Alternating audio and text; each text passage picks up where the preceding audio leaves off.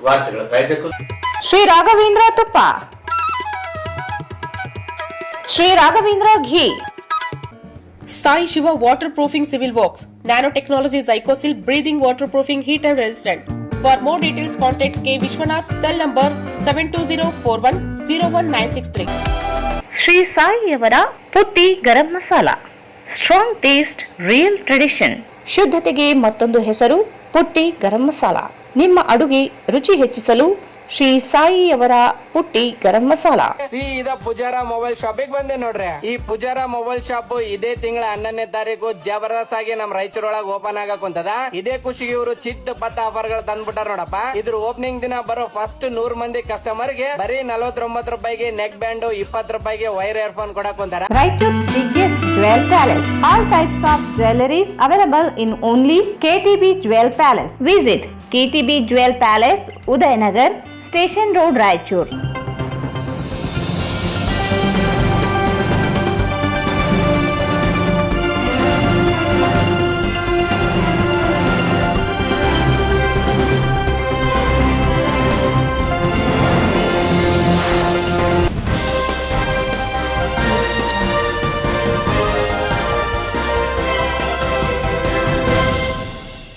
ನಮಸ್ಕಾರ, ವಾರ್ತೆಗಳ ಸ್ವಾಗತ. ಮೊದಲಿಗೆ ಮುಖ್ಯಾಂಶಗಳು.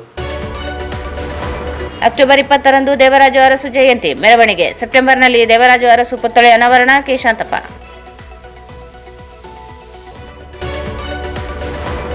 ವೈಟಿಪಿಎಸ್ ನಿರ್ವಹಣೆ ಟೆಂಡರ್ನಲ್ಲಿ ಪಾರದರ್ಶಕ ಕಾಯ್ದೆ ಉಲ್ಲಂಘನೆ. ಎಐಸಿಸಿ ಕಾರ್ಯದರ್ಶಿ ವೇಣುಗೋಪಾಲ್ ಪ್ರಭಾವ ಶಂಕೆ. ಶಿವಕುಮಾರ್ ಪಾಟೀಲ್ ಆರೋಪ. ಆಗಸ್ಟ್ 28ರಂದು ಕಾಯಕಯೋಗಿ ಶ್ರೀ ನುಲಿಯ ಚಂದಯ್ಯ ಜಯಂತಿ. ಭಾವಚಿತ್ರದ ಮೆರವಣಿಗೆ. ಹುಲಿಗೆಪ್ಪ ಮಾಣಿಕ್ಯ.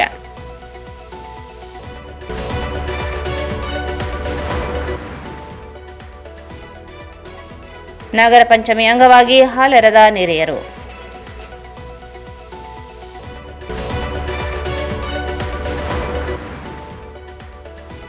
ಕೊತ್ತದೊಡ್ಡಿ ಏಕಲವ್ಯ ಮಾದರಿ ವಸತಿ ಶಾಲೆಗೆ ಜಿಲ್ಲಾಧಿಕಾರಿ ಪೂವಿತಾ ಎಸ್ ದಿಢೀರ್ ಭೇಟಿ ಪರಿಶೀಲನೆ.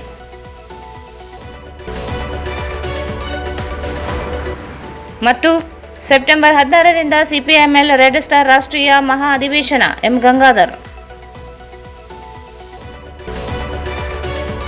ಮಾಜಿ ಮುಖ್ಯಮಂತ್ರಿ ಹಾಗೂ ಹಿಂದುಳಿದ ವರ್ಗದ ಆಶಾಕಿರಣವಾಗಿರುವ ದೇವರಾಜು ಅರಸು ಜಯಂತಿಯನ್ನು ಆಗಸ್ಟ್ 20ರಂದು ಜಿಲ್ಲಾಡಳಿತದ ಸಹಯೋಗದೊಂದಿಗೆ ಅದ್ದೂರಿಯಾಗಿ ಆಚರಿಸಲು ನಿರ್ಧರಿಸಲಾಗಿದೆ ಎಂದು ಹಿಂದುಳಿದ ಜಾತಿಗಳ ಒಕ್ಕೂಟ ಜಿಲ್ಲಾ ಅಧ್ಯಕ್ಷ ಕೆ ಶಾಂತಪ್ಪ ಹೇಳಿದರು. ಅವರು ಇಂದು ಮಾಧ್ಯಮಗೋಷ್ಠಿಯನ್ನು ಉದ್ದೇಶಿಸಿ ಮಾತನಾಡಿ, ಅಂದು ಮಹಿಳಾ ಸಮಾಜದಿಂದ ಭಾವಚಿತ್ರದ ಮೆರವಣಿಗೆ ಪಂಡಿತ್ ಸಿದ್ದರಾಮ ಜಂಬಲ್ದಿನಿ ರಂಗಮಂದಿರಕ್ಕೆ ಆಗಮಿಸಲಿದೆ. ನಂತರ ನಡೆಯುವ ವೇದಿಕೆ ಕಾರ್ಯಕ್ರಮದಲ್ಲಿ ಸಚಿವರು, ಶಾಸಕರು ಹಾಗೂ ಜಿಲ್ಲಾಡಳಿತ ಅಧಿಕಾರಿಗಳು ಭಾಗವಹಿಸಲಿದ್ದಾರೆ.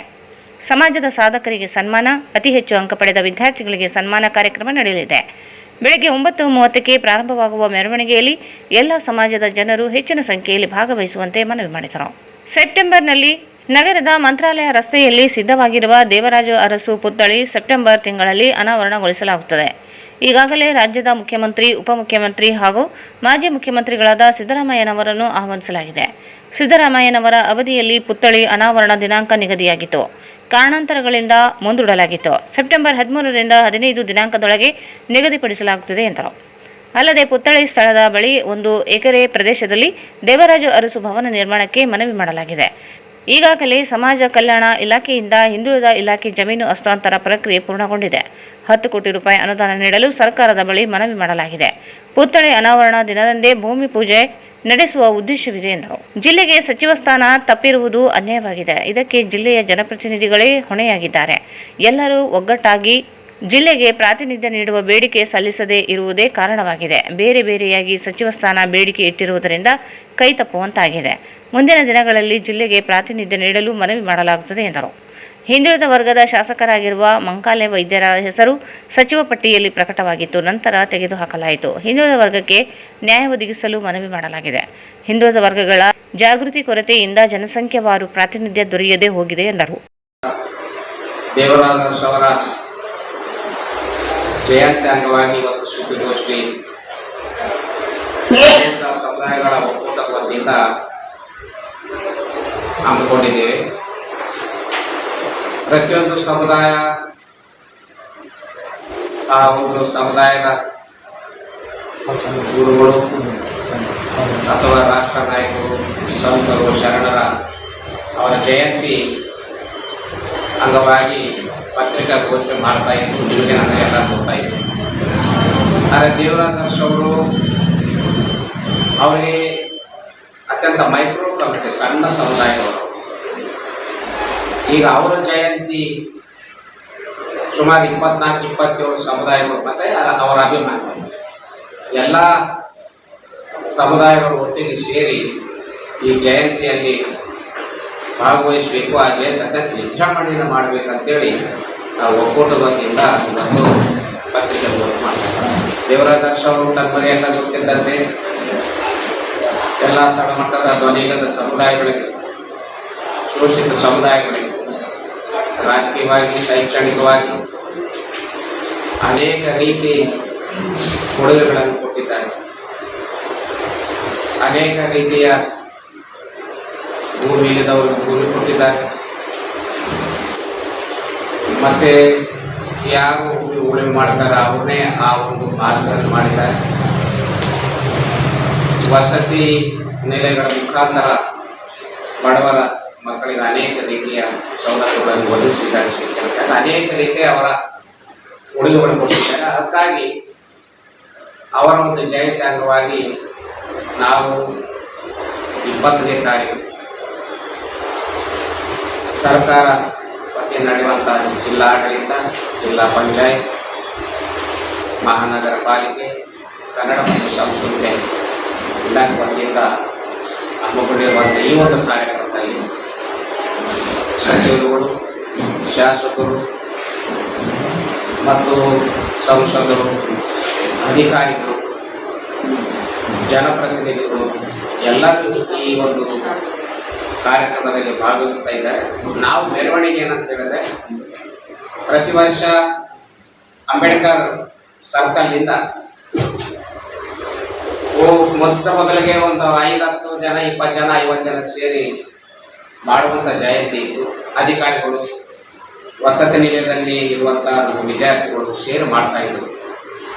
ಹೋದ ವರ್ಷ ಅದಕ್ಕಿಂತ ಹಿಂದೆ ನಮ್ಮ ಒಕ್ಕೂಟ ಪ್ರಾರಂಭ ಆದಾಗಲಿಂದ ಸ್ವಲ್ಪ ಸಂಖ್ಯೆಯಲ್ಲಿ ಸ್ವಲ್ಪ 100, 200, 500, ಹೋದ ವರ್ಷ ಒಂದು 500 ಜನ ಸೇರಿ ಮಾಡಿದ್ರು ವೃತ್ತದಿಂದ, ಅಂಬೇಡ್ಕರ್ ವೃತ್ತದಿಂದ. ಈ ಸಲ ನಾವು ಜಿಲ್ಲಾಡಳಿತಕ್ಕೆ ಪೂರ್ವಭಾಷೆ ಕರೆದಾಗ ನಮ್ಮ ಒಂದು ಮನವಿ ಮಾಡಿಕೊಂಡ್ವಿ. ಅಂಬೇಡ್ಕರ್ ವೃತ್ತದಿಂದ ಬೇಡ, ಮಹಿಳಾ ಸಮಾಜದಲ್ಲಿ ಎಲ್ಲ ಅನುಕೂಲ ಇದೆ, ಅಲ್ಲಿಂದ ಮೆರವಣಿಗೆ ಪ್ರಾರಂಭ ಮಾಡಿ ರಂಗಮಂದಿರವರೆಗೆ ಮೆರವಣಿಗೆ ಮುಖಾಂತರ, ಬಾಜಿ ಭಜಂತ್ರಿ ಮುಖಾಂತರ ಅತ್ಯಂತ ಅದ್ದೂರಿಯಾಗಿ ಮೆರವಣಿಗೆ ಮಾಡೋಣ. ಅದರಲ್ಲಿ ಈ ನಾಗರಿಕ ಸಮಾಜದ ಎಲ್ಲ ಸಮುದಾಯಗಳು ವಿವಿಧ ಕ್ಷೇತ್ರದಲ್ಲಿ ಯಾರ್ಯಾರು ಸೇವೆ ಮಾಡಿದ್ದಾರೆ ಅವ್ರಿಗೊಂದು ಸನ್ಮಾನ, ಮತ್ತು ಹೈಯೆಸ್ಟ್ ಅಂಕ ಪಡೆದಂಥ ವಿದ್ಯಾರ್ಥಿಗಳು ಕೂಡ ಅವರು ಕೂಡ ಒಂದು ಸನ್ಮಾನ ಮಾಡಬೇಕು ಅಂತೇಳಿ ಒಂದು ತೀರ್ಮಾನ ಮಾಡಿದ್ವಿ. ಆ ಒಂದು ಹಿನ್ನೆಲೆಯಲ್ಲಿ ಈ ಒಂದು 9ವರೆಗೆ ಮಹಿಳಾ ಸಮಾಜದಿಂದ ಮೆರವಣಿಗೆ ಪ್ರಾರಂಭ ಆಗ್ತದೆ. ಆ ಮೆರವಣಿಗೆಯಲ್ಲಿ ಎಲ್ಲ ಸಮುದಾಯದವರು, ಅವರಿವರೇನದ ಎಲ್ಲ ಸಮುದಾಯದವರು ಮತ್ತು ದೇವರಾಜ್ ಅರಸು ಅವರ ಅಭಿಮಾನಿಗಳು ಎಲ್ಲರೂ ಒಟ್ಟಾಗಿ ಸೇರಿ ಯಾವ ರೀತಿ ನಾವು ಸಮುದಾಯದ ಜಯಂತಿಗಳು, ಬೇರೆ ಬೇರೆ ಕಾರ್ಯಕ್ರಮಗಳು ಮೆರವಣಿಗೆ ಮಾಡ್ತೀವಿ, ಅದೇ ರೀತಿ ಎಲ್ಲರೂ ಸೇರಿ ನಮ್ಮ ದೇವರಾಜ್ ಅರಸು ಅವರ ಜಯಂತಿ ಮಾಡಬೇಕು ಹಾಗಂತೇಳಿ ತಮ್ಮ ಮುಖಾಂತರ ಇಡೀ ಎಲ್ಲ ರಾಯಚೂರು ತಾಲೂಕು ಜಿಲ್ಲೆಯ ಎಲ್ಲ ಕಡೆ ಬಂದು ಜನರು ಬಂದು ಆ ಒಂದು ಮೆರವಣಿಗೆಯಲ್ಲಿ ಭಾಗವಹಿಸಿ ಕಾರ್ಯಕ್ರಮ ರಂಗಮಂದಿರದಲ್ಲಿ ನಡೆಯುವಂಥ ಕಾರ್ಯಕ್ರಮ ಅವರು ಟೈಮ್ ಕೊಟ್ಟಿದ್ದರು. ಮಧ್ಯದಲ್ಲಿ ಸ್ವಲ್ಪ ಟೈಮ್ ಏರ್ಪೇರಾಗಿ ಅವಕಾಶ ಸಿಗಲಿಲ್ಲ. ಹಾಗಾಗಿ ಮುಂದಿನ ತಿಂಗಳು ಮೊನ್ನೆ ಎಲ್ಲ ಸಿದ್ದರಾಮಯ್ಯ ಸಾಹೇಬರು ಭೇಟಿಯಾಗಿ ಬಂದ, ಮತ್ತು ನಮ್ಮ ಮುಖ್ಯಮಂತ್ರಿಗಳು, ಮಾಜಿ ಮುಖ್ಯಮಂತ್ರಿ ಎಚ್ ಡಿ ಶಿವಕುಮಾರ್ ಸಾಹೇಬರು, ನಮ್ಮ ಮಾಜಿ ಮುಖ್ಯಮಂತ್ರಿಗಳಾದಂಥ ಸಿದ್ದರಾಮಯ್ಯ ಸಾಹೇಬರು, ಇವರೆಲ್ಲರೂ ಜೊತೆಗೆ ಸಚಿವರು, ಶಾಸಕರು, ಸಂಸದರು ಎಲ್ಲರೂ ಸೇರಿ ಕಾರ್ಯಕ್ರಮದಲ್ಲಿ ಬರ್ತೀವಿ ಅಂತೇಳಿ ಮಾತುಕೊಟ್ಟಿದ್ದಾರೆ. ನಮಗೆ ಮಾಹಿತಿ ಕೊಟ್ಟಂತೆ ಸೆಪ್ಟೆಂಬರ್ 13 ಅಥವಾ 15ನೇ ತಾರೀಕು ನಿಗದಿ ಆಗಬಹುದು ಅಂತೇಳಿ ಡೇಟ್ ಪಕ್ಕ ಆಯಿತು. ನಾವು ಹೇಳಿ ಭಾಳ ದಿವಸ ಆಯಿತು. ದೇವರಾಜ್ ಅರಸು ಅವರು ಪುತ್ಥಳಿ ಅಲ್ಲಿ ಪೆಡಸ್ಟಾಲ್ ಮೇಲೆ ನಿಂತು ಅವರು ಬಟ್ಟೆ ಸುತ್ತಿ ಬಹಳ ದಿವಸ ಆಯಿತು. ಅದರ ಒಳಗಡೆ ಇದ್ದಾರೆ. ಮತ್ತೆ ಆ ಗಾಳಿಗೆ ಮಳೆಗೆ ಸ್ವಲ್ಪ ಆಗ್ಯಾರ, ಅದಕ್ಕೋಸ್ಕರ ಮಾಡಿವಿ.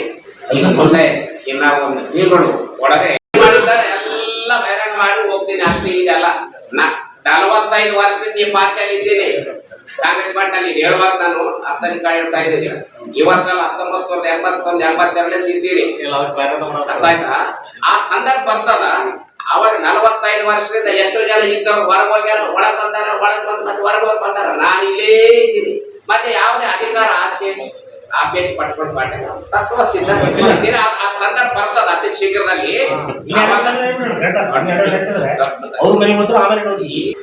ಎಲ್ಲ ಸಮುದಾಯಗಳು ಕಾರ್ಯಕ್ರಮ ಮಾಡ್ಬೇಕಾಗುತ್ತೆ. ಅದು ಕೂಡ ಅನಾವರಣ ಆಗುವ ಸಂದರ್ಭದಲ್ಲಿ ನಾವು ಮನವಿ ಮಾಡ್ಕೊಳ್ತೀವಿ.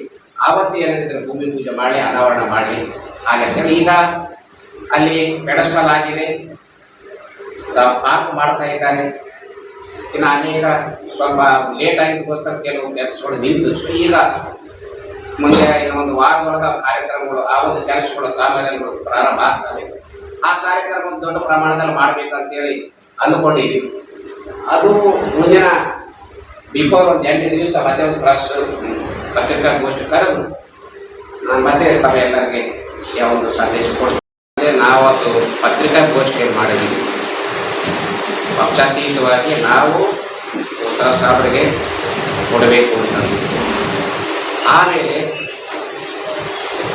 ಅವರ ಒಂದು ಸಾಮಾನ್ಯ ಇದ್ರೆ ಅಥವಾ ಕೆಟಗರಿ ಸಿಸ್ಟಮ್ ಆದರೆ ST ಇದ್ರೆ, SC ಇದ್ರೆ, ಜನರಲ್ ಇದ್ರೆ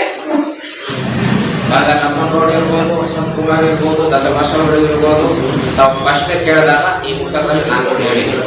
ತಾವು ಹೇಳಿದಂತೆ ಒಬ್ಬ ಹಿಂದುಳಿದ ವರ್ಗದವರು ತಾವು ಹೇಳಿದ್ದು ಮಾಕಾಡು ವೈದ್ಯ ಒಂದು ಕೋಸ್ಟಲ್ ಏರಿಯಾದಲ್ಲಿ ಮೊಗವೀರ ನಮ್ಮ ಈ ಹಿಂದುಳಿದ ವರ್ಗದ ಸಂಬಂಧವರು ಬೆಸ್ತ, ಮೊಗವೀರ, ಕಾರ್ವ, ಕೋಳಿ ಇವೆಲ್ಲ ನಮ್ಮೆಲ್ಲ ಸಂಖ್ಯಾಶರು. ಅವರಿಗೆ ನಾನು ಹಿಂದುಳಿದ ವರ್ಗದಲ್ಲಿ ಮಾತಾಡ್ತಾ ಇದ್ದೀನಿ.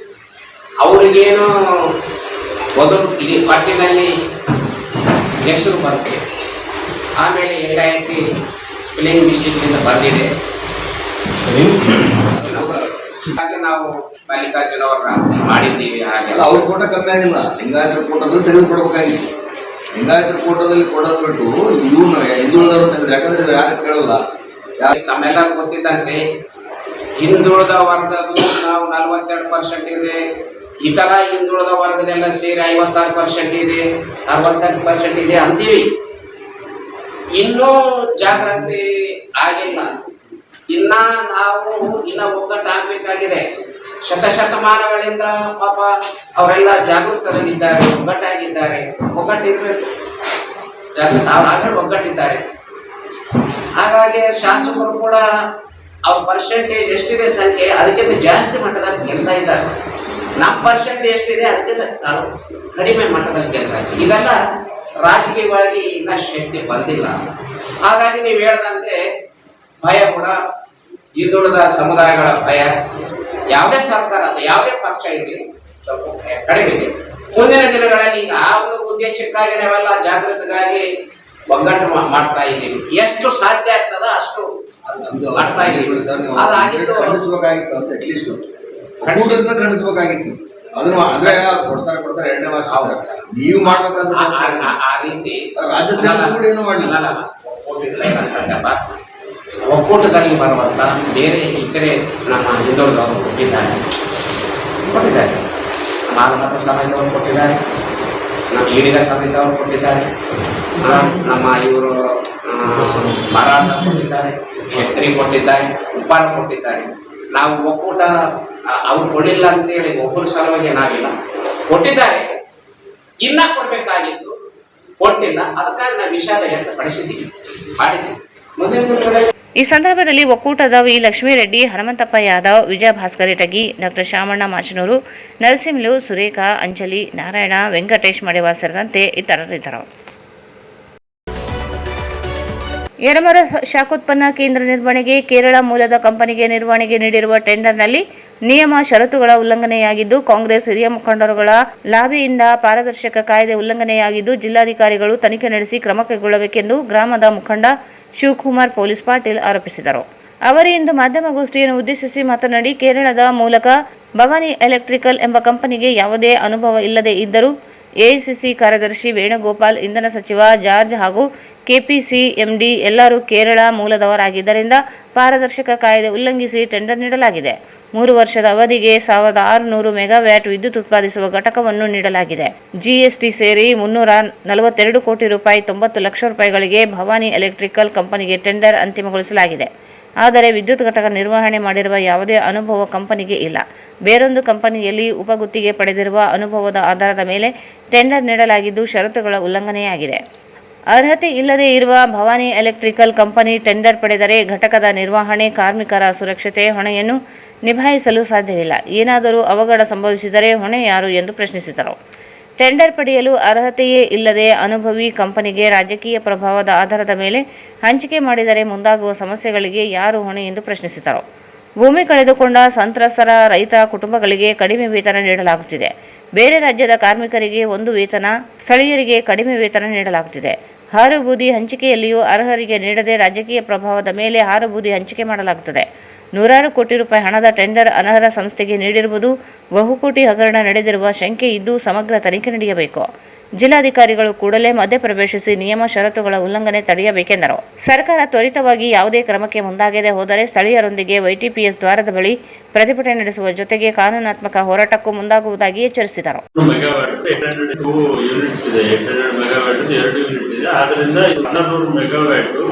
ಯಾವ ಒಂದು ಈ ಒಂದು ಪವರ್ ಸ್ಟೇಷನ್ 500 ಮೆಗಾವ್ಯಾಟ್ ಬರುತ್ತೆ. ಹಾಗೆ ನಾವು ಇದನ್ನ ಬಿಲೋ 500 ಯೂನಿಟ್ ಇದ್ದು, ಅಬೋವ್ 500 ಯೂನಿಟ್ ಇದ್ದು ಸೂಪರ್ ಕ್ರಿಟಿಕಲ್ ಯೂನಿಟ್ ಅಂತ ಹೇಳಿ ಕರೀತಾರೆ. ಅಂದ್ರೆ ಈಗ ನಮ್ಮ RTPS ಅಲ್ಲಿ ಎಷ್ಟು ಯೂನಿಟ್ಗಳಿದೆ, ಸುಮಾರು 6 ಯೂನಿಟ್ ಕೆಲಸ ಮಾಡೋದು, 2 ಯೂನಿಟ್ ಕರೆಂಟ್ ಪ್ರೊಡಕ್ಷನ್ ಕೆಲಸ ಮಾಡಿದ್ರೆ, ಈ ಒಂದು YTPS ಸಂಬಂಧಪಟ್ಟಂತೆ ಈ ಒಂದು KPCL ಅವರು, ಕರ್ನಾಟಕ ಪವರ್ ಕಾರ್ಪೊರೇಷನ್ ಅವರು ಒಂದು 6/6/2026 ಒಂದು ಟೆಂಡರ್ ಕಾಲ್ ಮಾಡ್ತಾರೆ. ಅಲ್ಲಿ ONM ಅಂತ ಹೇಳಿ ಕರಿತೀವಿ, operation and management related. Last ಒಂದು 2023ರಲ್ಲಿ ಟೆಂಡರ್ ಕರೆದಿದ್ರು. ಆವಾಗ ಪವರ್ ಮ್ಯಾಕ್ ಕಂಪನಿ ಅಲರ್ಟ್ ಆಗಿತ್ತು. ಈ ಸಾರಿ ಭವಾನಿ ಎಲೆಕ್ಟ್ರಿಕಲ್ ಪ್ರಾಜೆಕ್ಟ್ಸ್ ಲಿಮಿಟೆಡ್ ಅಂತ ಒಂದು ಕಂಪನಿಗೆ ಅಲರ್ಟ್ ಆಗ್ತದೆ. ಈ ಒಂದು ಟೆಂಡರ್ 6/6/2026 ಕರೆದಿರ್ತಕ್ಕಂಥ ಈ ಒಂದು ಟೆಂಡರ್, ಇದರಲ್ಲಿ ಏನಿದೆ ಟೆಂಡರ್ ಉದ್ದೇಶ ಅಂದರೆ ಇಡೀ ಪ್ಲಾಂಟ್ ಇಂದ ಆಪರೇಷನ್ ಆ್ಯಂಡ್ ಮೇಂಟೆನೆನ್ಸ್ ONM ಅಂತೇಳಿ ನಾವು ಕರಿತೀವಿ. ಇದನ್ನ ಎಷ್ಟಂದ್ರೆ 36 ತಿಂಗಳಿಗೆ, ಅಂದ್ರೆ 3 ವರ್ಷಕ್ಕೆ ಕರೀತಾರೆ ಈ ಒಂದು ಯೂನಿಟ್ ಮೇಂಟೆನೆನ್ಸ್ಗೆ. ಇದರಲ್ಲಿ ಕ್ಲಿಯರ್ ಆಗಿ ಯಾವುದೇ ಟೆಂಡರ್ನಲ್ಲಿ ಕರ್ನಾಟಕದಲ್ಲಿ ಒಂದು ಕಾಯ್ದೆ ಇದೆ, KTPP ಆಕ್ಟ್ ಅಂತೇಳಿ ನಾವು ಕರಿತೀವಿ, Karnataka transparency in public procurement act ಅಂತೇಳಿ 2000 ಜಾರಿಗೆ ತರ್ತಾರೆ. ಇದೇನು ಪ್ರೈಮರಿ ಗೋಲ್ ಇದರಲ್ಲಿ ಏನಂದ್ರೆ ಮ್ಯಾಕ್ಸಿಮಮ್ ಟ್ರಾನ್ಸ್ಪರೆನ್ಸಿ ಇರಬೇಕು. ಯಾವುದೇ ಒಂದು ಟೆಂಡರ್ ಬಿಡ್ ಸರ್ಕಾರದ ಕರಿಬೇಕಂದ್ರೆ ಇಲ್ಲಿ ಎಫಿಷಿಯನ್ಸಿ ಇರಬೇಕು. ಯಾವುದು ಗೌರ್ಮೆಂಟ್ ಬಿಡ್ಗಳಲ್ಲಿ ಇದ್ರದ್ದು ಏನು ಮೇನ್ ಕೋರ್ ಫಂಕ್ಷನ್ ಏನಂದ್ರೆ ರೆಗ್ಯುಲರ್ ಟೆಂಡರಲ್ಲಿ ಇದು ಎವಾಲ್ಯೂಯೇಷನ್ ಇರಬೇಕು ಇದರಲ್ಲಿ. ಆಮೇಲೆ ಬಿಡ್ ಸಬ್ಮಿಷನ್ ಮಾಡುವಾಗ ಕಾಂಟ್ರಾಕ್ಟ್ ಏನು ಅವಾರ್ಡ್ ಮಾಡುತ್ತಾರೆ ಸರಿಯಾಗಿ ಆಗ್ಬೇಕಂತ ಹೇಳಿ ಇದನ್ನು ಕರೀತಾರೆ. ಈ ರೀತಿ ಆಗುವಾಗ ಏನಾಗ್ತದೆ, ನಮಗೆ ಟೆಂಡರ್ ಕರೆದಾಗ ಇದರಲ್ಲಿ ಕ್ಲಿಯರ್ ಆಗಿ ಟೆಂಡರಲ್ಲಿ ತಿಳಿಸ್ತಾರೆ ಏನಪ್ಪ ಅಂತೇಳಿ. ಈ tender are invited from experienced and competent contractors. ONM tender ಕರೆಯುವಾಗ ಅವರಲ್ಲಿ ಆ ಟೆಂಡರ್ ಸಾಫ್ಟ್ ಕಾಪಿ ಇದು ಪೇಜ್ ಇದೆ, ನಾನು ಅದನ್ನು ಸಾಫ್ಟ್ ಕಾಪಿ ಕಳಿಸ್ಕೊಡ್ತೀನಿ. ಅದರಲ್ಲಿ ಈ ಟೆಂಡರಲ್ಲಿ ಹೇಳ್ತಾರೆ, tenders R invited from the experienced and competent contractor, ಇದನ್ನ ಮಾಡೋದಕ್ಕೆ ಅಂತೇಳಿ ಕರೀತಾರೆ. ಬಟ್ ಇದರಲ್ಲಿ ಏನಾಗ್ತದೆ, ನಮಗೆ ಯಾವಾಗಲೂ ಹೇಳಿದಂಗೆ KTPP ಆಕ್ಟ್ 2000 ಕಾಯ್ದೆ ಇದೇ ಹೇಳ್ತದೆ, ಯಾವುದೇ ಒಂದು ಇದರಲ್ಲಿ ಸರಿಸುಮಾರು ಮಿನಿಮಮ್ ವ್ಯಾಲ್ಯೂ 5-10 ಲಕ್ಷಕ್ಕೆ ಟೆಂಡರ್ ಕರಿಬೇಕಾದಾಗ ಒಂದು ಏನ್ ಹೇಳ್ತದೆ, ವರ್ಡ್ ಹೇಳ್ತದೆ ಪ್ರೈಮ್ ಕಾಂಟ್ರಾಕ್ಟರ್ ಅಂತ ಹೇಳಿ ಕರೀತಾರೆ. ಅದೇ ಯಾವುದೇ ಕೆಲಸಕ್ಕೆ ಈಗ ಶಿವಕುಮಾರ್ ಒಂದು ಏನೋ ಕಾಂಟ್ರಾಕ್ಟ್ ಹೋಗ್ಬೇಕು, ಶಿವಕುಮಾರ್ ಕಂಪನಿ ಅದರಲ್ಲಿ ಎಕ್ಸ್ಪೀರಿಯನ್ಸ್ ಇರಬೇಕು. ಡೈರೆಕ್ಟ್ ಆಗಿ ಗೌರ್ಮೆಂಟ್ ಪ್ರಾಜೆಕ್ಟ್ ಟೆಂಡರ್ಗಳಲ್ಲಿ ಕೆಲಸ ತೆಗೆದುಕೊಂಡು ಅನುಭವ ಇರ್ತಕ್ಕಂಥ ಕಂಪನಿ ಇರಬೇಕು. ಈಗ ಇಲ್ಲಿ L1 ಭವಾನಿ ಈ ಟೆಂಡರ್ ವ್ಯಾಲ್ಯೂ ಬಂದ್ಬಿಟ್ಟು ನಿಮಗೆ ಎಕ್ಸ್ಕ್ಲೂಡಿವ್ GST ಬಂದು 290 ಕೋಟಿ, ಎಕ್ಸ್ಕ್ಲೂಡಿವ್ ವಿತೌಟ್ GST 290 ಕೋಟಿ, ಇನ್ಕ್ಲೂಡಿವ್ GST 342 ಕೋಟಿ 92 ಲಕ್ಷ ರೂಪಾಯಿ. Including GST tender value 392 lakh GST excluding GST. ಈ ಆಕ್ಟ್ ನೋಡಿ 5 ರಿಂದ 10 ಕರಿಬೇಕಂದ್ರೆ ಪ್ರೈವೇಟ್ ಕಾಂಟ್ರಾಕ್ಟರ್ಗೆ ಬೇಕು, ಪಾರ್ಟಿಸಿಪೇಟ್ ಮಾಡಬೇಕು. ಆಮೇಲೆ ಯಾರು ಇನ್ನೊಬ್ಬರಿಂದ ಸಬ್ ಕಾಂಟ್ ತಗೊಂಡು ಎಕ್ಸ್ಪೀರಿಯನ್ಸ್ ಇದ್ದವರು ಅಲೋ ಮಾಡಬಹುದು ಅಂತ ಹೇಳ್ತಾರೆ. ಬಟ್ ಆದ್ರೂ ಕೂಡ ನನಗೆ ಈಗ ನಿಮ್ಗೆ ಕೊಡ್ತೀನಿ 2023ರಲ್ಲಿ ಇದೇ ಟೆಂಡರ್ ಕರೀತಾರೆ. ಅವಾಗ ರೂಲ್ಸ್ ಗಳು ಏನಾಗಿದ್ದು, ಈಗ 2026ರಲ್ಲಿ ರೂಲ್ಸ್ ಏನಾಗಿದೆ. ಈಗ ನಿಮ್ಗೆ ಭವಾನಿ, ಯಾರಿಗೆ L1 ಆಗಿದ್ದು Bhavani project electrical project limited ಅಂತ ಹೇಳಿ ಇದು ಕರೀತಾರೆ. ಇದರಲ್ಲಿ ಇವರು ಪ್ರೈಮ್ ಕಾಂಟ್ರಾಕ್ಟರ್ ಅಲ್ಲ. ಆಮೇಲೆ ಈ ಭವಾನಿ ಏನು, ಇದು ಪ್ರಮುಖ ಗುತ್ತಿಗೆದಾರ ಸಂಸ್ಥೆ ಅಲ್ಲ. ಇವ್ರ ವರ್ಕ್ ಇದು ಆಪರೇಷನ್ ಮ್ಯಾನೇಜ್ಮೆಂಟ್ ಅಲ್ಲ. ಇವ್ರ ವರ್ಕ್ ಬಂದ್ಬಿಟ್ಟು ಮೇನ್ ಆಗಿ ಎರೆಕ್ಷನ್ ವರ್ಕ್ ಅಲ್ಲಿ ಇದೆ. ಎರೆಕ್ಷನ್ ಅಂದ್ರೆ ಸ್ಥಾಪನೆ ಅಂತ ಹೇಳಿ ಕರಿತೀವಿ. ಅದರ ವರ್ಕ್ ರಿಲೇಟೆಡ್ ಇರ್ತಕ್ಕಂಥ ಸಂಸ್ಥೆ. ಇಲ್ಲೇನಾಗ್ತದೆ, ಇವ್ರಿಗೆ ಯಾವುದೇ ರೀತಿಯಾದ ವರ್ಕ್ ಡನ್ ಸರ್ಟಿಫಿಕೇಟ್ ಡೈರೆಕ್ಟ್ ಆಗಿ ಒಂದು ಸರ್ಕಾರಿ ಸಂಸ್ಥೆಯಿಂದ ನೇರವಾಗಿ ಟೆಂಡರ್ ತಗೊಂಡು ಕೆಲಸ ಮಾಡಿರ್ತಕ್ಕಂಥ ಅನುಭವ ಇರೋದೇ ಸಂಸ್ಥೆ. ಅಂದ್ರೆ ಪ್ರೈಮ್ ಕಾಂಟ್ರಾಕ್ಟರ್ ಕಾಯ್ದೆಯನ್ನ ಕಂಪ್ಲೀಟ್ ಆಗಿ ಉಲ್ಲಂಘನೆ ಇದರಲ್ಲಿ ಮಾಡಿರ್ತಾರೆ. ಆಮೇಲೆ ಇಲ್ಲಿ ನಾವು ನೇರವಾಗಿ ನೋಡಬಹುದು ಇನ್ಕೆಪೇಬಲ್ ಅದು ಹೇಳ್ತದೆ. ಕೆಪೇಬಲ್ ಅಥವಾ ಕಾಂಪಿಟೆಂಟರ್ ಅಂತ ಕರೀತಾರೆ. ಈ ಭವಾನಿ ಅಂತಕ್ಕಂಥ ಕಂಪ್ಲೀಟ್ ಆಗಿ ಕೆಪೇಬಲ್ ಇಲ್ಲ. ಆಮೇಲೆ ಇನ್ಕೆಪೇಬಲ್ ಸಂಸ್ಥೆ. ಈಗ ಈ ಸಂಸ್ಥೆಗೆ ಕೆಪಾಸಿಟಿನೇ ಇಲ್ಲ O&M ಮೇಂಟೈನ್ ಮಾಡಕ್ಕೆ, ಅಂತ ಸಂಸ್ಥೆಗೆ ಟೆಂಡರ್ ಅನ್ನ ಕೊಡ್ತಾರೆ. ಆಮೇಲೆ ಇಲ್ಲಿ ನಾವು ಅವಾಗ ಹೇಳ್ದಂಗೆ ಇವರು ಒಂದ್ ಯಾವ್ದೋ ಕಂಪನಿ ಇದೆ, ಯಾವ್ದೋ ಹೆಸರು ಹೇಳ್ತೀನಿ ನಿಮ್ಗೆ. ಆ ಕಂಪನಿಯಲ್ಲಿ ಏನ್ ಮಾಡಿದ್ದಾರೆ, ಅವರು ಸಬ್ ಕಾಂಟ್ರಾಕ್ಟರ್ ಆಗಿ ತಗೊಂಡಿರ್ತಾರೆ. ಸ್ಟೀಜ್ ಎನರ್ಜಿ ಕಂಪನಿ ಅಂತ ಹೇಳಿ MNC ಕಂಪನಿ.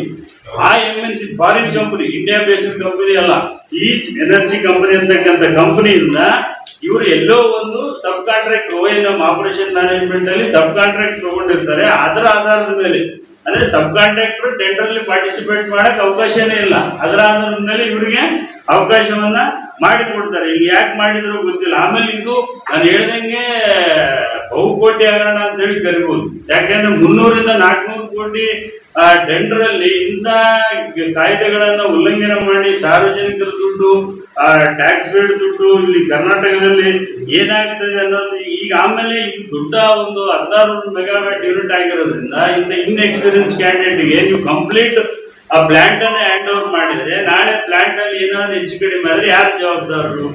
ಕಾರ್ಮಿಕ ಸೇಫ್ಟಿಗೆ ಯಾರು ಜವಾಬ್ದಾರರು? ಆಮೇಲೆ ಇವ್ರೇನ್ ಮಾಡ್ತಾ ಇದಾರೆ, ಈ ಬರ್ತಕ್ಕಂಥ ದಿನಗಳಲ್ಲಿ ಏನಾಗ್ತಾ ಇದೆ, ಇವರು ಮುಂದೆ ಇಲ್ಲಿ ಪ್ರೈಮ್ ಕಾಂಟ್ರಾಕ್ಟರ್ ಆಗಿರೋದ್ರಿಂದ ಇವರು ಬಹಳ ನಮಗ್ ಬಂದಿರ್ತಕ್ಕಂಥ ಸುದ್ದಿ ಎಲ್ಲಾ ಬೇರೆ ಬೇರೆ ವಿಭಾಗಗಳನ್ನ ಸಬ್ ಕಾಂಟ್ರಾಕ್ಟರ್ ಕೂಡ ನೋಡ್ತಾ ಇದ್ದಾರೆ. ಯಾಕಂದ್ರೆ ಎಕ್ಸ್ಪೀರಿಯನ್ಸೇ ಇಲ್ಲ. ಆಮೇಲೆ ಈ ಕಾಂಟ್ರಾಕ್ಟರ್ ಅಲ್ಲೇ ಇದೆ, ಅವರು ಸಬ್ ಕಾಂಟ್ರಾಕ್ಟರ್ ಕೊಡೋದಕ್ಕೆ ಅವಕಾಶನೇ ಇಲ್ಲ. ನೇರವಾಗಿ ಭವಾನಿ ಅವರೇ ಮಾಡಬೇಕು. ಆದ್ರೆ ಇವತ್ತಿಗೂ ಕೂಡ ಅವರು ಪ್ಲಾಂಟ್ ಅಲ್ಲಿ ಸ್ಟಡಿ ಮಾಡ್ತಾ ಇದ್ದಾರೆ. ಅವ್ರ ಕಡೆಯಿಂದ ರನ್ ಮಾಡಕ್ ಆಗ್ತಾ ಇಲ್ಲ. ಆಮೇಲೆ ಈಗ ಕಾರ್ಮಿಕರ ಸಬ್ ಕಾಂಟ್ರಾಕ್ಟ್ ಕೊಟ್ರೆ ಕಾರ್ಮಿಕರ ಸ್ಯಾಲರಿ ಎಫೆಕ್ಟ್ ಆಗ್ತದೆ, ಅವ್ರ ಸೇಫ್ಟಿಗೆ ಎಫೆಕ್ಟ್ ಆಗ್ತದೆ.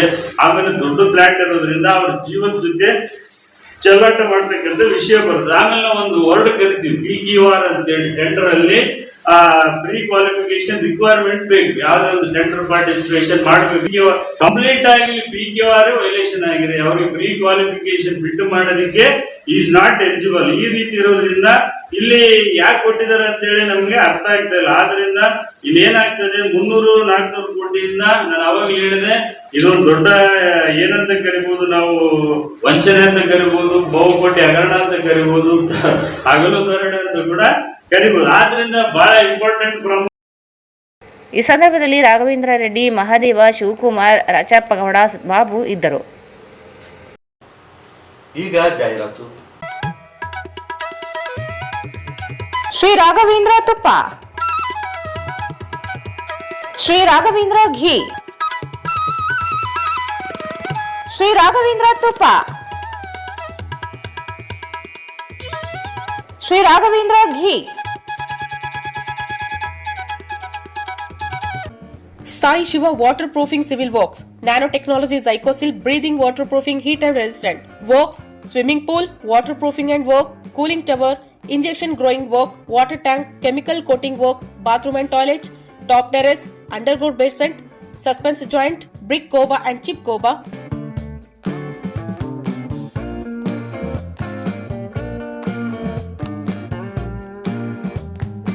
For more details, contact K. Vishwanath, cell number 720410196 974216081.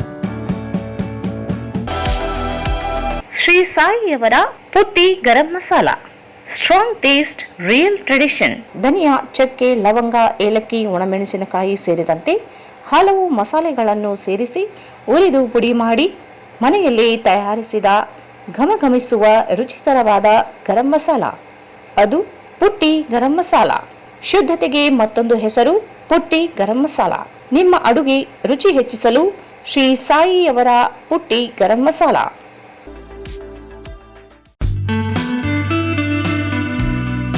Raichur's biggest jewel palace. All types of jewelries available in only KTB Jewel Palace. 916 Allmark Gold Jewelries available. ವಿಶೇಷವಾಗಿ ಬಂಗಾರದ ಆಭರಣಗಳಾದ ನಮ್ಮಲ್ಲಿ fancy earrings, fancy necklace, ಮಾಂಗಲ್ಯ ಮತ್ತು ಬಳೆಗಳು, ಇನ್ನು ಅನೇಕ ತರಹದ ಆಭರಣಗಳು ದೊರೆಯುತ್ತವೆ. ಬೆಳ್ಳಿಯ ಆಭರಣಗಳಾದ ಕಾಲುಂಗುರ, ಕಾಲುಗೆಜೆ, ಬೆಳ್ಳಿಯ ಪೂಜಾ ಐಟಮ್ಸ್, ವಿವಿಧ ರೀತಿಯ ಆರ್ಟಿಕಲ್ಸ್ ದೊರೆಯುತ್ತವೆ. ರಾಯಚೂರಿನಲ್ಲಿ ಮೊದಲ ಬಾರಿಗೆ ಯುವಕರಿಗಾಗಿಯೇ ಬ್ರಾಸ್ಲೆಟ್ಸ್, ಚೈನ್ಸ್, ಉಂಗುರಗಳು, ಇನ್ನು ಅನೇಕ ರೀತಿಯ ಡಿಸೈನ್ಸ್ ಆಭರಣಗಳು ದೊರೆಯುತ್ತವೆ.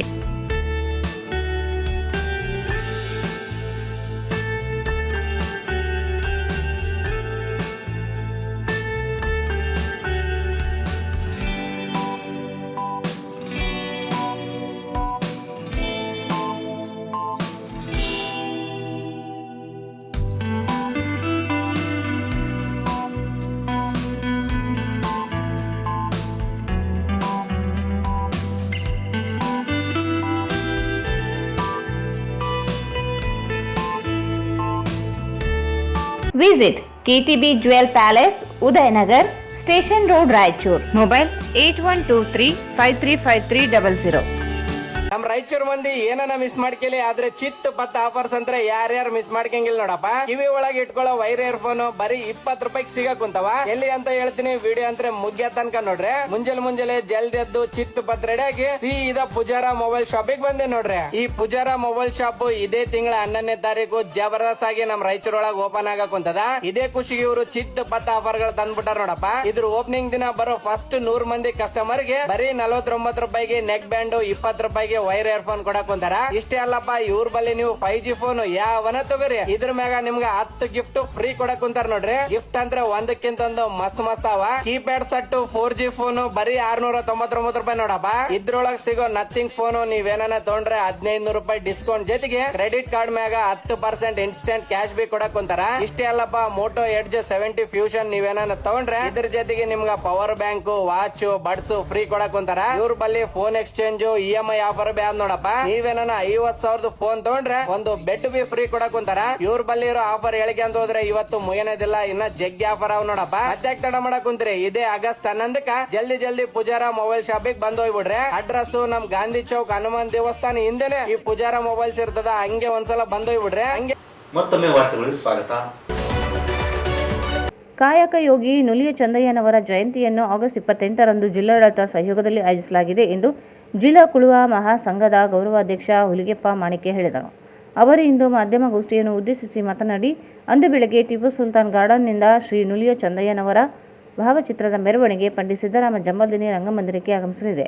ಕಾರ್ಯಕ್ರಮದಲ್ಲಿ ಕುಳುವ ಸಮಾಜದ ರಾಜ್ಯಾಧ್ಯಕ್ಷ ಶಿವಾನಂದ್ ಭಜಂತ್ರಿ, ಮಾಜಿ ಶಾಸಕ ಜಿ ಚಂದ್ರಣ್ಣ, ಅಲೆಮಾರಿ ಅಭಿವೃದ್ಧಿ ನಿಗಮದ ಅಧ್ಯಕ್ಷ ಪಲ್ಲವಿ ಜಿ, ಮುಖಂಡರಾದ ಮಾರಪ್ಪ ಹಾಗೂ ಹುಬ್ಬಳ್ಳಿಯ ಶಶಿ, ಬಿಜವಾಡ ಸೇರಿದಂತೆ ಶಾಸಕರು, ಅಧಿಕಾರಿಗಳು ಭಾಗವಹಿಸಲಿದ್ದಾರೆ. ಸಮಾಜದ ಬಾಂಧವರು ಹೆಚ್ಚಿನ ಸಂಖ್ಯೆಯಲ್ಲಿ ಭಾಗವಹಿಸುವಂತೆ ಮನವಿ ಮಾಡಿದರು. ನುಲಿಯ ಚಂದಯ್ಯ ಮೂರ್ತಿ ಪ್ರತಿಷ್ಠಾಪನೆ, ಉದ್ಯಾನವನಕ್ಕೆ ಹೆಸರಿಡಲು ಮಹಾನಗರ ಪಾಲಿಕೆ ಮನವಿ ಮಾಡಲಾಗಿದೆ. ಅಲ್ಲದೆ ನುಲಿಯ ಚಂದಯ್ಯ ಭವನ ನಿರ್ಮಾಣಕ್ಕೆ ಭೂಮಿ ನೀಡುವಂತೆ ಮನವಿ ಮಾಡಲಾಗಿದೆ ಎಂದರು. ಹಂದಿ ಸಾಗಾಣಿಕೆ ಕುರಿತು ಮೇಘಾಲಯಕ್ಕೆ ಸಮಾಜದ ತಂಡವೊಂದು ಕಳುಹಿಸಲಾಗುತ್ತಿದೆ ಎಂದರು.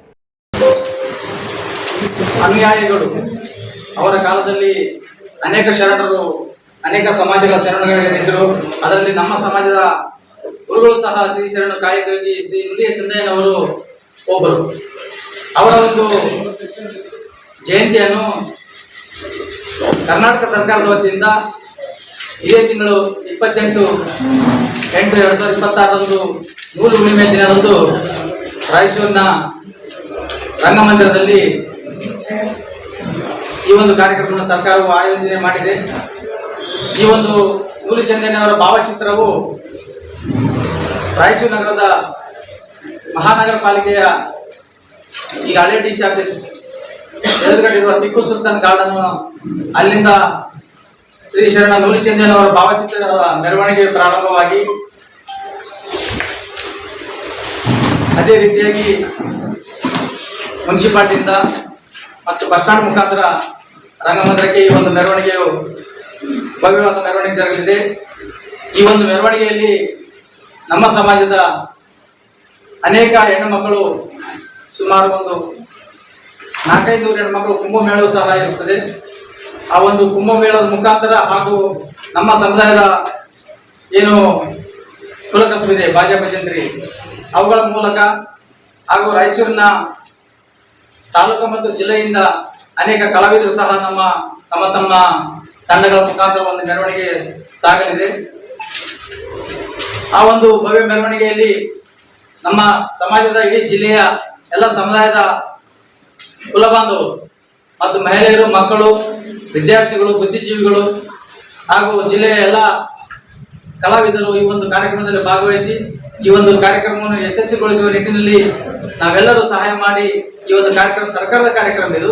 ಜೊತೆಗೆ ನಮ್ಮ ಸಮುದಾಯವು ಸಹ ಒಂದು ಜೊತೆಗಿದ್ದು ಈ ಒಂದು ಕಾರ್ಯಕ್ರಮ ಯಶಸ್ವಿಗೊಳಿಸಲು ನಾವು ಈ ಮೂಲಕ ನಾವು ವಿನಂತಿಸುತ್ತೇವೆ. ಜೊತೆಗೆ ಅವತ್ತಿನ ದಿನ ನಮ್ಮ ಸಮಾಜದ ಮಕ್ಕಳು ಯಾರು ಡಿಗ್ರಿ ಅಥವಾ ಇನ್ನ ಉನ್ನತ ಶಿಕ್ಷಣ ಇರ್ಬೋದು, PUC ಆಗಿರ್ಬೋದು, SSLC ಆಗಿರ್ಬೋದು, ಆ ಒಂದು ತರಗತಿಗಳಲ್ಲಿ ಈ ವರ್ಷದಲ್ಲಿ ಯಾರು 80% ಹಾಗೂ ಮಕ್ಕಳು ಯಾರಾದ್ರೂ ಮಾರ್ಕ್ಸ್ ತಗೊಂಡಿದ್ರೆ ಅವರು ಸಹ ಪ್ರತಿಭಾ ಪುರಸ್ಕಾರವನ್ನು ಸಹ ಈ ಒಂದು ಕಾರ್ಯಕ್ರಮದಲ್ಲಿ ಏರ್ಪಡಿಸಿದ್ದೇವೆ.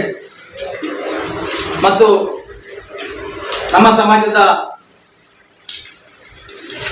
ಯಾರು ಎಂಪ್ಲಾಯ್ಸ್ ಇದ್ದಾರೆ, ಗೌರ್ಮೆಂಟ್ ಎಂಪ್ಲಾಯ್ಸ್, ಅವ್ರು ಯಾರು ಈ ವರ್ಷ ರಿಟೈರ್ಡ್ ಆಗ್ಯಾರ, ಯಾರು ಪ್ರಮೋಷನ್ ಆಗ್ಯಾರ ಅಂತವರಿಗೆ ಕೂಡ ಈ ಒಂದು ಕಾರ್ಯಕ್ರಮದಲ್ಲಿ ಸನ್ಮಾನ ಮಾಡುವುದು. ಮತ್ತು ಇತ್ತೀಚಿನ ದಿನಗಳಲ್ಲಿ ಕೆಲವೊಂದು ಪ್ರಶಸ್ತಿಗಳನ್ನು ಆಯಾ ರಂಗಗಳಲ್ಲಿ ಕೆಲವೊಬ್ಬರು ಪ್ರಶಸ್ತಿಯನ್ನು ತಗೊಂಡಿದ್ದಾರೆ, ಅವ್ರನ್ನು ಸಹ ಕರೆಸಿ ಅವರಿಗೂ ಸಹ ಸನ್ಮಾನ ಮಾಡುವ ಕಾರ್ಯಕ್ರಮ ಈ ಒಂದು ಕಾರ್ಯಕ್ರಮದಲ್ಲಿದೆ. ಜೊತೆಗೆ ಈ ಪತ್ರಿಕಾ ಗೋಷ್ಠಿ ಮುಖಾಂತರ ಜಿಲ್ಲೆಯ ಸಮಸ್ತ ನಮ್ಮ ಕುಲಬಾಂಧವರು ಹೆಚ್ಚಿನ ಸಂಖ್ಯೆಯಲ್ಲಿ ಭಾಗವಹಿಸಿ ಈ ಒಂದು ಕಾರ್ಯಕ್ರಮವನ್ನು ಯಶಸ್ವಿಗೊಳಿಸಬೇಕಂತೇಳಿ ಈ ಒಂದು ನಾನೊಂದು ವಿನಂತಿ ಮಾಡ್ತೇನೆ. ಜೊತೆಗೆ ಈ ಒಂದು ಕಾರ್ಯಕ್ರಮದಲ್ಲಿ ನಮ್ಮ ಸಂಘದ ರಾಜ್ಯಾಧ್ಯಕ್ಷರಾದ ಶಿವಾನಂದ್ ಭಜಂತ್ರಿ ಸಹ ಈ ಒಂದು ಕಾರ್ಯಕ್ರಮಕ್ಕೆ ಆಗಮಿಸಲಿದ್ದಾರೆ. ಜೊತೆಗೆ ನಮ್ಮ ಸಮಾಜದ ಇನ್ನೊಬ್ಬರು ಹಿರಿಯರಾದ ದೇವನಹಳ್ಳಿ ಕ್ಷೇತ್ರದ ಮಾಜಿ ಶಾಸಕರಾದ G. ಚಂದ್ರಣ್ಣ ಅವರು ಸಹ ಈ ಒಂದು ಕಾರ್ಯಕ್ರಮದಲ್ಲಿ ಭಾಗವಹಿಸಲಿದ್ದಾರೆ. ಅದೇ ರೀತಿಯಾಗಿ ನಮ್ಮ ಸಮಾಜದ ಮಹಿಳೆ, ಅಲೆಮಾರಿ ಸಮಾಜದ ಮಹಿಳೆ, ನಮ್ಮ ಸಮಾಜದ ಮಹಿಳೆ ಆಗಿರ್ತಕ್ಕಂಥ ಅಲೆಮಾರಿ ಅಭಿವೃದ್ಧಿ ನಿಗಮದ ಅಧ್ಯಕ್ಷರಾದ ಶ್ರೀಮತಿ ಪಲ್ಲವಿ ಜಿ ಅವರು ಸಹ ಈ ಒಂದು ಕಾರ್ಯಕ್ರಮದಲ್ಲಿ ಬಂದು ಭಾಗವಹಿಸಲಿದ್ದಾರೆ. ಅದೇ ರೀತಿಯಾಗಿ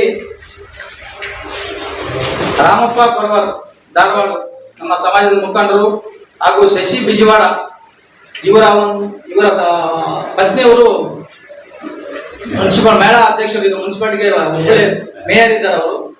ಅವರ ಪತಿಯಾದ ಶಶಿ ಬಿಜಿವಾಡ ಹುಬ್ಬಳ್ಳಿ BJP ಮುಖಂಡರು, ಅವರು ಸಹ ಈ ಒಂದು ಕಾರ್ಯಕ್ರಮದಲ್ಲಿ ಬಂದು ಈ ಒಂದು ಕಾರ್ಯಕ್ರಮದಲ್ಲಿ ಪಾಲ್ಗೊಂಡು ಯಶಸ್ವಿಯಾಗಿ ಈ ಒಂದು ಕಾರ್ಯಕ್ರಮ ಯಶಸ್ವಿಗೊಳಿಸಲಿಕ್ಕೆ ಸಹಾಯ ಮಾಡಿದ್ದಾರೆ.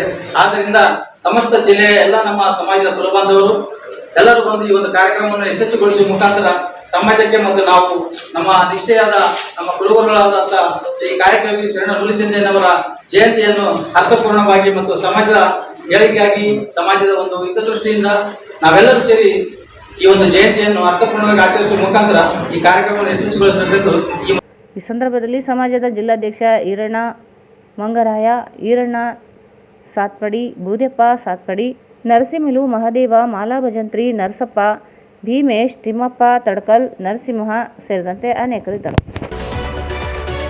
ನಗರದಲ್ಲಿ ನಾಗರ ಪಂಚಮಿ ಹಬ್ಬವನ್ನು ಸೋಮವಾರ ಸಡಗರ ಹಾಗೂ ಸಂಭ್ರಮದಿಂದ ಆಚರಿಸಲಾಯಿತು. ಹಬ್ಬದ ಹಿನ್ನೆಲೆಯಲ್ಲಿ ನಗರದ ವಿವಿಧ ಬಡಾವಣೆಗಳು ಹಾಗೂ ದೇವಸ್ಥಾನಗಳಲ್ಲಿ ಬೆಳಗ್ಗೆಯಿಂದಲೇ ಧಾರ್ಮಿಕ ವಾತಾವರಣ ಕಂಡುಬಂದಿತು. ಮಹಿಳೆಯರು, ಮಕ್ಕಳು ಸೇರಿದಂತೆ ಭಕ್ತರು ನಾಗಮೂರ್ತಿಗಳಿಗೆ ಹಾಲೆರೆಯುವ ಮೂಲಕ ವಿಶೇಷ ಪೂಜೆ ಸಲ್ಲಿಸಿದರು. ಉತ್ತರ ಕರ್ನಾಟಕ ಭಾಗದಲ್ಲಿ ಮಹಿಳೆಯರ ಹಬ್ಬ ಎಂದೇ ಜನಪ್ರಿಯವಾಗಿರುವ ನಾಗರ ಪಂಚಮಿ ಹಬ್ಬಕ್ಕೆ ವಿಶೇಷ ಮಹತ್ವವಿದೆ. ಅದರಲ್ಲೂ ಹೊಸದಾಗಿ ವಿವಾಹವಾದ ವಧುಗಳು ಗಂಡನ ಮನೆಯಲ್ಲಿ ನಾಗರ ಪಂಚಮಿ ಆಚರಿಸುವುದು ಇಲ್ಲಿನ ಪ್ರಮುಖ ಸಂಪ್ರದಾಯವಾಗಿದೆ. ಹೀಗಾಗಿ ಸೋಮವಾರ ಬೆಳಗ್ಗೆಯಿಂದಲೇ ಮಹಿಳೆಯರು ಹೊಸ ಬಟ್ಟೆ ಹಾಗೂ ಬಂಗಾರದ ಆಭರಣಗಳನ್ನು ಧರಿಸಿ ನಾಗಮೂರ್ತಿಗಳ ದರ್ಶನಕ್ಕೆ ತೆರಳಿದರು. ನಗರದ ವಿವಿಧ ವಾರ್ಡುಗಳಲ್ಲಿ ಪ್ರತಿಷ್ಠಾಪಿಸಲಾಗಿದ್ದ ನಾಗಮೂರ್ತಿಗಳಿಗೆ ಮಹಿಳೆಯರು ಹಾಗೂ ಮಕ್ಕಳು ಹಾಲು, ಅರಿಶಿಣ, ಕುಂಕುಮ ಅರ್ಪಿಸಿ ಪೂಜೆ ಸಲ್ಲಿಸಿದರು. ನಂದೀಶ್ವರ ದೇವಸ್ಥಾನ, ಉದಯನಗರ ವೆಂಕಟೇಶ್ವರ ದೇವಸ್ಥಾನ, ಚಂದ್ರಮೌಳೇಶ್ವರ ದೇವಸ್ಥಾನ, ನಗರೇಶ್ವರ ದೇವಸ್ಥಾನ ಸೇರಿದಂತೆ ಪ್ರಮುಖ ದೇವಸ್ಥಾನಗಳ ಆವರಣದಲ್ಲಿ ಭಕ್ತರ ಸಂಖ್ಯೆ ಹೆಚ್ಚಾಗಿತ್ತು. ಸರತಿ ಸಾಲಿನಲ್ಲಿ ನಿಂತು ನಾಗಮೂರ್ತಿಗಳಿಗೆ ಹಾಲೆರೆಯುತ್ತಿದ್ದ ದೃಶ್ಯಗಳು ಕಂಡುಬಂದವು. ಹಬ್ಬದ ಅಂಗವಾಗಿ ಮನೆಗಳಲ್ಲಿ ವಿಶೇಷ ಖಾದ್ಯಗಳನ್ನು ತಯಾರಿಸಿ ನಾಗದೇವರಿಗೆ ನೈವೇದ್ಯ ಅರ್ಪಿಸಲಾಯಿತು. ಎಳ್ಳು, ಶೇಂಗಾ, ಸಜ್ಜೆ, ಅರಳು ಹಿಟ್ಟಿನ ಹುಂಡಿ ಸೇರಿದಂತೆ ವಿವಿಧ ಸಾಂಪ್ರದಾಯಿಕ ತಿನಿಸುಗಳನ್ನು ಸಿದ್ಧಪಡಿಸಿ ಪೂಜೆಗೆ ನೆರವೇರಿಸಲಾಯಿತು. ಕುಟುಂಬದ ಸದಸ್ಯರು ಒಟ್ಟಾಗಿ ಹಬ್ಬ ಆಚರಿಸಿ ಪರಸ್ಪರ ಶುಭಾಶಯ ವಿನಿಮಯ ಮಾಡಿಕೊಂಡರು. ಗ್ರಾಮೀಣ ಪ್ರದೇಶಗಳಲ್ಲಿಯೂ ನಾಗರ ಪಂಚಮಿ ಹಬ್ಬವನ್ನು ಸಂಭ್ರಮದಿಂದ ಆಚರಿಸಲಾಯಿತು. ಯುವಕರು ಹಾಗೂ ಮಕ್ಕಳು ಅಲ್ಲಲ್ಲಿ ಜೋಕಾಲಿ ಕಟ್ಟಿ ಆಟವಾಡುವ ಮೂಲಕ ಹಬ್ಬದ ಮೆರುಗನ್ನು ಹೆಚ್ಚಿಸಿದರು. ಮಹಿಳೆಯರು ಸಾಂಪ್ರದಾಯಿಕವಾಗಿ ಪೂಜೆ ಸಲ್ಲಿಸಿ ಕುಟುಂಬದ ಒಳಿತಿಗಾಗಿ ಪ್ರಾರ್ಥಿಸಿದರು. ಹಬ್ಬದ ಹಿನ್ನೆಲೆಯಲ್ಲಿ ನಗರದ ಪ್ರಮುಖ ದೇವಸ್ಥಾನಗಳು ಹಾಗೂ ನಾಗಮೂರ್ತಿಗಳ ಪ್ರತಿಷ್ಠಾಪನಾ ಸ್ಥಳಗಳಲ್ಲಿ ದಿನವಿಡೀ ಭಕ್ತರ ಓಡಾಟ ಕಂಡುಬಂದಿತು.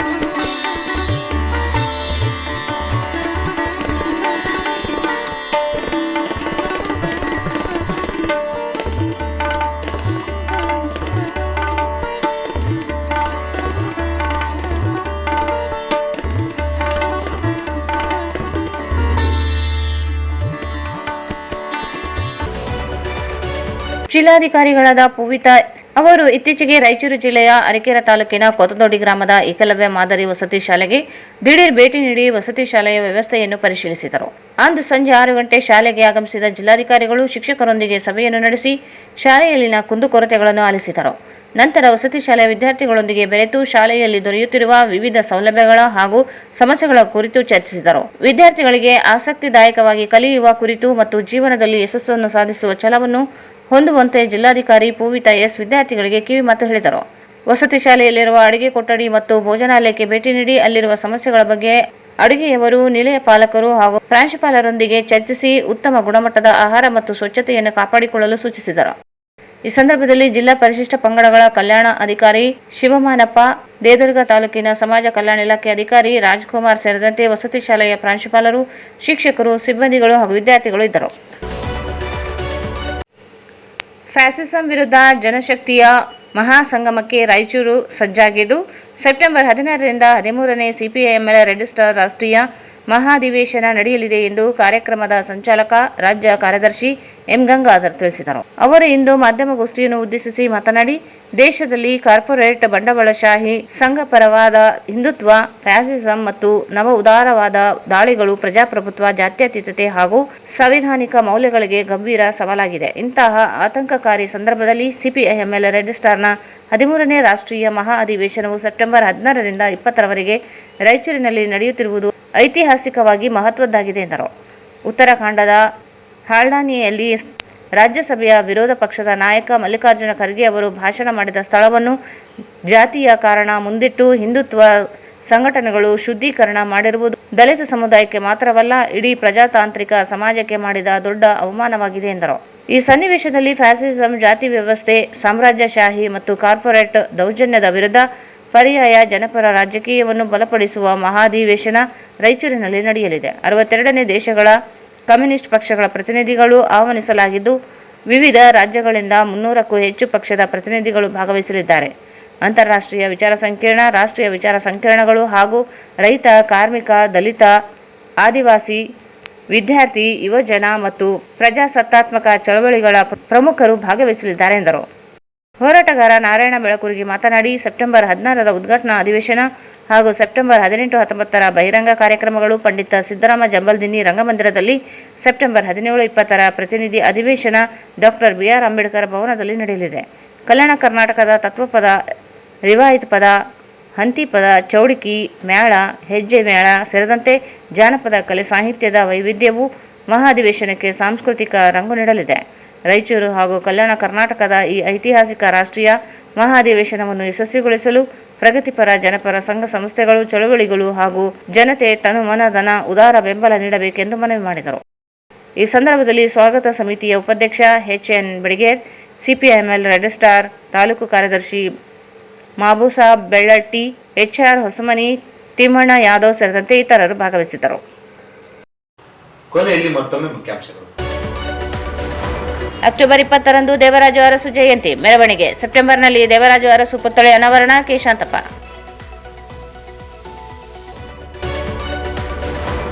ವೈಟಿಪಿಎಸ್ ನಿರ್ವಹಣೆ ಟೆಂಡರ್ನಲ್ಲಿ ಪಾರದರ್ಶಕ ಕಾಯ್ದೆ ಉಲ್ಲಂಘನೆ. ಎಐಸಿಸಿ ಕಾರ್ಯದರ್ಶಿ ವೇಣುಗೋಪಾಲ್ ಪ್ರಭಾವ ಶಂಕೆ. ಶಿವಕುಮಾರ್ ಪಾಟೀಲ್ ಆರೋಪ. ಆಗಸ್ಟ್ 28ರಂದು ಕಾಯಕಯೋಗಿ ಶ್ರೀ ನುಲಿಯ ಚಂದಯ್ಯ ಜಯಂತಿ. ಭಾವಚಿತ್ರದ ಮೆರವಣಿಗೆ. ಹುಲಿಗೆಪ್ಪ ಮಾಣಿಕ್ಯ.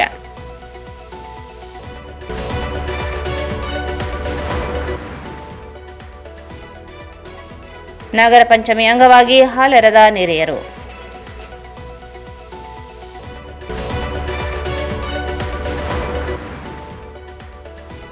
ಕೊತ್ತದೊಡ್ಡಿ ಏಕಲವ್ಯ ಮಾದರಿ ವಸತಿ ಶಾಲೆಗೆ ಜಿಲ್ಲಾಧಿಕಾರಿ ಪೂವಿತಾ ಎಸ್ ದಿಢೀರ್ ಭೇಟಿ ಪರಿಶೀಲನೆ.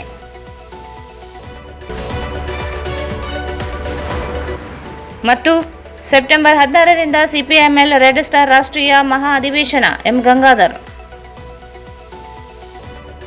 ವಾರ್ತೆಗಳನ್ನು ಪ್ರಯತ್ನಿಸಿದವರು ಶ್ರೀ ರಾಘವೇಂದ್ರ ತುಪ್ಪ,